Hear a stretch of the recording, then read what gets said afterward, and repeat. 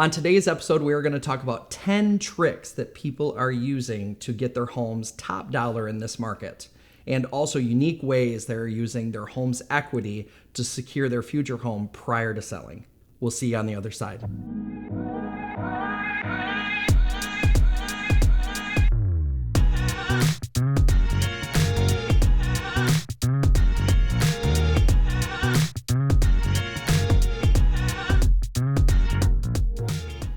Welcome back to Lovin the Lakeshore, episode number 15! This one's extremely exciting. Yep. So we are still in the middle of the year. Yep. There's still quite a bit left. So it's still time to sell. Yes. It's still hot. Yes. And people often forget the details, right? So when it comes to listing a house, you know from experience, what do you think the number one thing that people miss out on when it goes to listing? I feel like a lot of people that are getting their houses on the market, they're rushing to get their homes listed because they feel like, summer's coming to a close and we need to rush to get it listed. But I'm finding that there's just details being missed. So this episode is really focusing around the small, finite details that can help your home sell for top dollar. So the first one that we want to talk about, which is just something just maybe to, trick you into thinking, oh my goodness, this is something to actually be concerned about, is something that Molly just did when she sold her house. So tell them about your first trick. So a mailbox, making sure that your mailbox looks clean and nice is super important. That is one of the first impressions when someone drives up. If they're seeing an old rusty mailbox that's kind of hanging, it doesn't have the flag that works anymore, they're thinking, does this person even take care of their property? Yeah. So one of the first things that we did at our listing is restain, get some new modern numbers, make sure it's nice and sleek and clean. So hopefully that first impression, everyone's like, oh, they care. Yes. This is nicely taken care of property. And when they pull up in their car, they're looking at the real estate sign. They may be getting out to get a feature sheet, and they're staring at your mailbox while they're parked next to it. So that's why it's an important trick. Yes. So Brian, what would you say was number 2 little trick that can be done to really maximize value? I feel like the biggest thing people are forgetting is people are also thinking of living in the home, and those intimate spaces like the bathroom need to be perfectly clean. Yes. Bathroom, toilets, sinks. You can't have toothpaste all over your faucet. Or your mirror. Or your mirror, right? So I go to a lot of house showings on an annual basis. I mean, no exaggeration. I'm showing hundreds of homes a year. So I'm in those bathrooms and I'm just wanting sanitizer sometimes when I'm leaving. But just think of that. If you have a shower and you pull the shower curtain back and the glazing or the caulk that's in the corners is all dirty and looks like it needs to be replaced, before listing the home, just tear it out and re-caulk it. Super simple. It's a 10 to 15 minute job depending on your skill level. Yeah. But that's a little thing that just shows up. When you're looking at your mirror, if your mirror, is looking like it needs to be replaced, swap out the mirror. Yep. And then look at your toilet. If your toilet looks like it's a 1972, maybe we update it to a 2022. So just some little things that people are thinking that they don't want to go and use that bathroom because it just doesn't look clean. Sure. Treat it like it's a restaurant. If you're listing your home, you want it to be as clean as you want the restaurant's bathroom to be. And if it's not, then you're not going to dine there and you're not going to purchase the home. Yeah, for sure. Now, Molly, what is something that you noticed from when you listed your property? So proper utilization of the space and really making those rooms feel like a home for someone. Yep. So we had a playroom instead of a 3rd bedroom at our last house. So really, of course, not everybody wants a playroom. Yep. Utilizing and rearranging that space to make it appear as a nice 3rd bedroom instead was a better utilization of space because people were able to walk in and see like, wow, this is a nice open bedroom. It's clean, not a cluttered playroom. Yep. So taking some of the clutter out, rearranging the space so people can really get a feel of how can I utilize this space, making it feel open, airy, and homey. But don't take everything out, right? You've seen that before. Yeah. When I'm walking through with a seller that's getting ready to put their homes on the market, I'm trying to get them to visualize the fact that their furniture is placed for their comfort, but it's not placed for the flow of the home. You want to be able to walk through the home like a customer would walk through the home, and for it to feel spacious.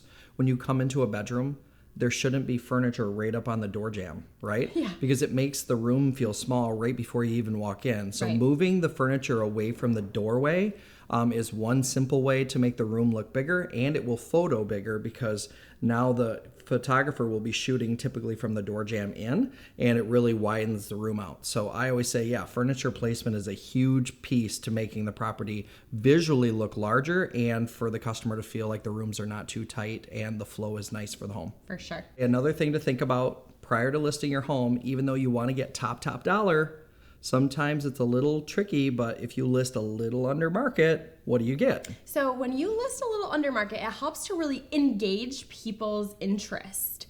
So by going just slightly under, $550, maybe $549, it gets under that price point to where you're really going to have people interested to take a look at those properties. And oftentimes we've seen it to where you still might even get to that originally intended price that you wanted to list at, just because you're having so much more interested buyers come through, take a look, and they see the value. They see the value that they put into that house. And it's a hard thing to get a seller to believe in, but it's hard to recreate the first week your home is listed. The first week your home is listed is the hottest time. And so those photos come on the market, it looks beautiful, and then all of a sudden you're at an unattractive price. Sometimes just tracking a little underneath that is going to help you get that multi-offer situation, which is really what you're looking for. Because when you get all those people in your house, here's the next bullet. This is where having Brian as your real estate agent will help. You're going to help that person really fall in love with the home, right? Yeah, little things. I mean, they don't know the story of the property.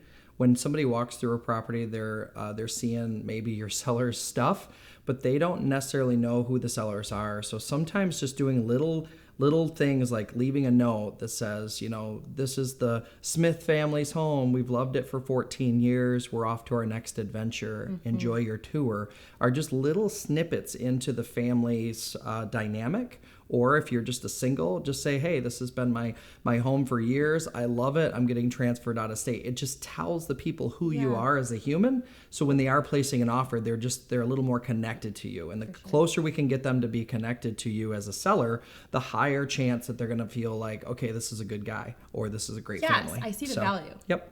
So the next big thing is getting that insider information. And I really don't know necessarily what that means on the real estate side of things. So Brian, what does it mean to have insider information? Sometimes if you're listing with a real estate agent that has tons of experience, they will fill out an MLS data input sheet perfectly.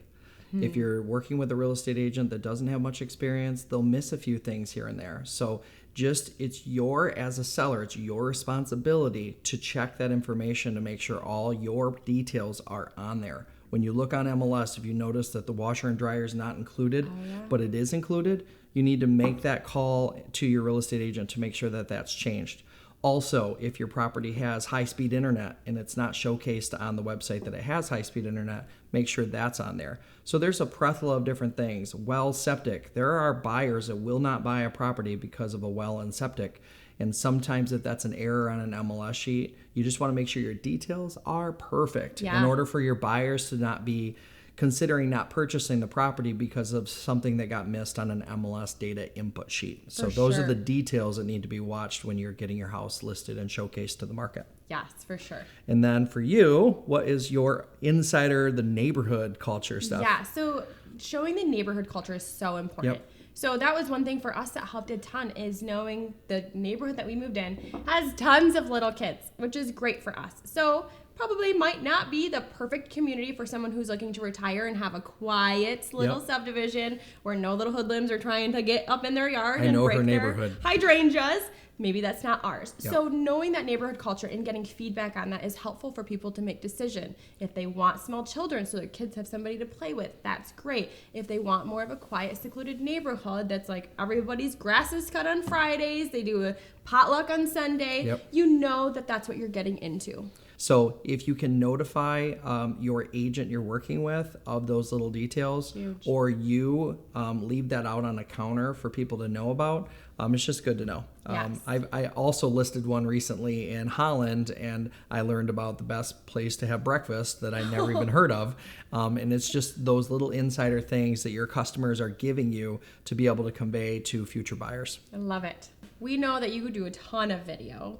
Why are video tours on houses so important? We switched to video because we found that we couldn't capture the consumer's attention with just photos anymore. the actual customer base is now being drawn into video more, so we have to bring video more into these homes, and they have to be quick, and they have to be fun, and they have to be produced nicely. So that's another thing that we're doing with our listings to try to capture more eyeballs, is just get those quick snapshots of the interior of these houses so people get interested, and then they can click for more information after that. So if you're working with a real estate agent that doesn't do much with video, maybe put some pressure on him or her to really amp that up for your property specifically. Because who doesn't love to sit on Facebook and look at all these beautiful houses? They are. I know I do. And so the last tip I think is really great for you to cover. I would have never thought about this. So, inspection is a normal thing, but what would be unique on the inspection side of things as a selling person? This market has been all over the place as we've watched the first part of the year, multiple offers. I mean, we saw 10, 15, 20 offers on one house. And so buyers were pulling inspections back and getting really creative. So that kind of started this whole concept of what does it mean to list your home, but before putting it on the market, maybe getting it pre-inspected. Genius. And leaving that inspection report out for buyers to see. Because there's no cloak and dagger anymore. Yeah. If the inspection report is on the counter, they can skim through it. There's a higher likeliness that that buyer will be more comfortable possibly purchasing the property without a home inspection. Yeah. Not that we tell them they can't have a home inspection, but it just makes them feel more comfortable that you have nothing to hide. Yep. And we obviously recommend you work with a third party. You don't work with Uncle John that's going to give you an inspection report that looks sketchy. Yeah. It's a one-pager. But get a bona fide inspection on your property prior to listing to just incentivize the buyers to come in with their highest best offer, knowing all the information they can about the property prior to making that purchase. In this market, with everyone not wanting to sell their home prior to securing a home, what are tricks people are doing with their equity that they have in their home? Let's say they have $100,000 in equity, to quick capture a property and then finance it later? How's that working? Yeah, so at Lake Michigan Credit Union, we do what's called a bridge loan, which is that wonderful product that offers you to take out the equity. So a lot of people are following their agent's instructions, doing some updates, and they might have some newfound equity, or just within the increase in the market in the last couple years, they have all this equity that they don't know what to do with. So instead of depleting their bank account or trying to navigate that, we can take out that equity of that $100,000, and they can use that as a bridge to do the down payment on their next house. So when they sell the current house, that's all paid off. Yep. So they're just moving that equity over to the new house.